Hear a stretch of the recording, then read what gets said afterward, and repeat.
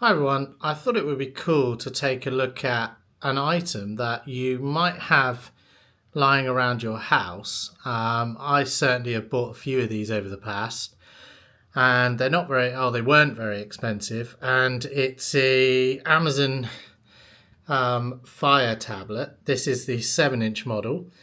I believe it's like a 2015 model. So we've had this quite a long time just lying around, and just want to kind of show that there are items in your house that you can just play retro games on that you didn't kind of realize would be able to do that.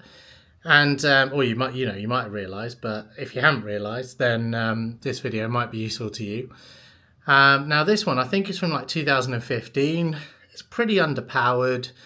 It's not the best thing there, and it's kind of gathering dust in a drawer. I mean, we had one of these because they were about 30 or 40 pounds when they first came out, which is not very much money. They were kind of almost like an impulse buy type thing. They were designed for consuming kind of Amazon Prime videos, maybe reading Kindle books on them. They also had a children's version which came in a sort of nice bumper case, and kind of had free kids stuff on there that you could kind of like your kids could play on it, and it was all kind of subscription free, or it was part of your Prime subscription already. And and they were quite good value because they would replace them if your kid dropped it and broke it. Of course, it was in a nice case, so it was very well protected. But they're still around. I think the 8-inch version is kind of the smallest you can get now. It's probably a bit more powerful than this. And I may even take a look at one of those in the future. I don't have any at the moment. I thought I'd take a look at this one. It came with ads. So, you basically have to like see ads on it in order to kind of subsidize the price. I'm not sure if they can be removed, but they did charge like an extra £10 if you wanted to remove the ads out of the box, but whether there's a way of removing them now, I don't know.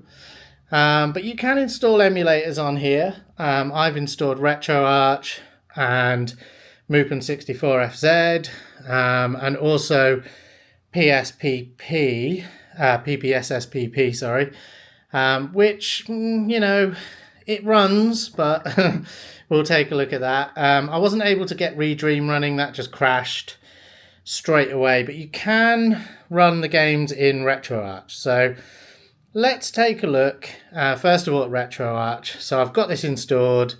I've kind of done all the setup. I'm not going to do like a whole explanation of how I've set this up, just because there are a lot of guides out there for setting these things up. And I just wanted to kind of show you it working. So I've already sort of set up games on here. So if I was to go into load content, I believe it's under storage SD card 1. Again, you can stick SD cards in here. So that kind of makes it very good for storing big amounts of ROMs. So I can do that. So let's just try a NES game. Let's say 1943, and as you can see, it will load up in RetroArch. You will get like kind of controls here that are kind of imposed on the screen. You can probably connect a Bluetooth controller as well, I'm sure. And as you can see, it's not too bad. I mean, I'm not a big fan of playing on touch screens, but you can see it does work. So it definitely is doable. So you can play yourself some sort of arcade NES kind of games on here. They seem to be running pretty fine. Little bit of stuttering then, I would say. Oh, and maybe I'm pressing pause. Sorry, yeah. I'm touching the start button, which was pausing stuff. So you can pause things if you want like that. But it's pretty good. So that's pretty good. You can, it has save states and all that kind of stuff. So, you can actually save your game. So you could save the state there. You could go back in and you could say load state and it would run back up again. So pretty good. If we want to close the content, we can. But as you can see, again, Mega Drive games running absolutely fine. No issues at all with that. It is definitely running pretty well, and no slowdowns. Music sounds pretty good to me, to my ears anyway. Pretty happy with that, really. Pretty nice little tablet, really, for playing probably 8-bit and 16-bit games, and we'll have to see how well it does with games that are more demanding than this, but it's certainly running really well on NES and SNES and Mega Drive.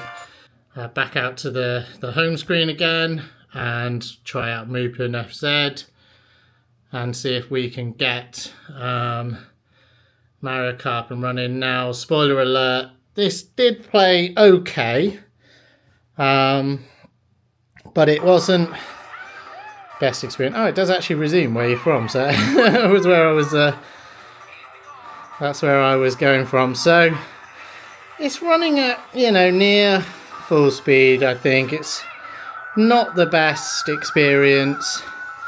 It's definitely not quite as fluid as it should be, and I think using it on a touchscreen is making it a bit harder to control in front of the camera, which again is making it a little bit harder again to see what's going on. But yeah, it does run pretty well. I'd say this game runs pretty well. I wouldn't be expecting to run stuff like GoldenEye particularly well on this, or Perfect Dark, or anything like that. That kind of will not probably work in this case. If I can go back. Yeah, all the controls are working fine. Obviously, I'm making a hash of it. But it's a pretty good game on here. It's running pretty well, but I would say quite a lot of N64 won't run very well. I would say it's only going to be things like this and Diddy Kong Racing that run okay. Let's try a little bit of PPSSPP. Again, another standalone emulator, so this should run the best that it can run. Let's just take a look at Tekken 6. So let's have a look at the settings that I've set. I've got this running under OpenGL, which I think is all that's available to you. And it's running at 1x resolution, so native resolution. There are a lot of settings that have been turned up, like, you know, it's frame skipping and that kind of stuff's turned on, and sort of like disabling some of the kind of better, like filtering and all that kind of stuff. So yeah, a little bit kind of basic, let's say. But here we go. Let's play arcade. Right. And let's just see how this plays, but I think it's not going to be good. And it's a real fingerprint magnet, so already you can see yeah, that's just not running well at all.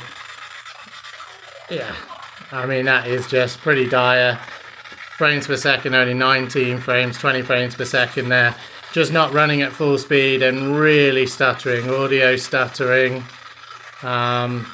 Pretty unplayable, really, I would say.